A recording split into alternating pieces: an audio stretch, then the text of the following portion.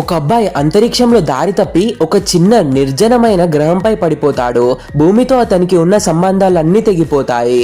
కోపంతో అతను ఒక రాయిని తంతే ఆ గ్రహం చిన్నగా ఉండడం వల్ల రాయి తిరిగి వచ్చి అతన్నే తగులుతుంది. అతను అక్కడ జీవించాలని ప్రయత్నించిన ఆక్సిజన్ లేకపోవడం వల్ల పంటలన్నీ ఎండిపోతాయి. హఠాత్తుగా పెద్ద శబ్దంతో గులాబీ రంగులో ఉన్న ఒక అంతరిక్ష నౌక క్రాష్ అవుతుంది. పరుగున వెళ్లి చూస్తే నౌక ఖాళీగా ఉంటుంది.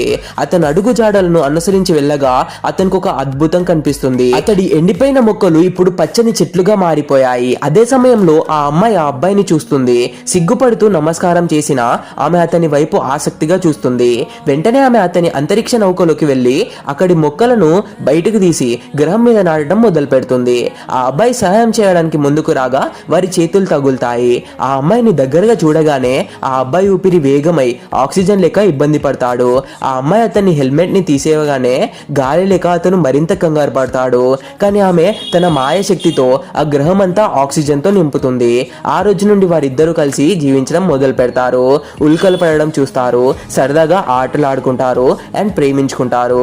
వారి అంతరిక్ష నౌకను ప్రేమతో నిండిన ఇల్లుగా మార్చుకుంటారు. వారికి ఇద్దరు ఆడపిల్లలు పుడతారు. ఒకరికి అమ్మలా గులాబీ రంగు జుట్టు, మరొకరికి నాన్నలా నలుపు రంగు జుట్టు. సంతోషంగా ఉన్న వారి జీవితంలోకి చీకటి వస్తుంది. అమ్మాయి చేతిపై నల్లటి మచ్చని చూసి ఆమె తీవ్రంగా జబ్బు పడిందని అబ్బాయి అర్థం చేసుకుంటాడు. ఆమె బలహీన పడే కొద్దీ ఆ గ్రహం కూడా బలహీన పడడం మొదలవుతుంది. చివరికి ఆమె అతని చేతుల్లోనే చనిపోయి ఆకాశంలో ఒక ప్రకాశవంతమైన నక్షత్రంలో కలిసిపోతుంది. ఆమె చనిపోయాక ఆక్సిజన్ లేకపోవడంతో ఆ అబ్బాయి స్పృహ కోల్పోతాడు.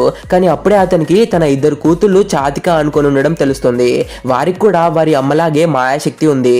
వారి శక్తితో ఆ గ్రహం మళ్ళీ ఆక్సిజన్ తో నిండి వారు అతన్ని తిరిగి స్పృహలోకి తీసుకొస్తారు.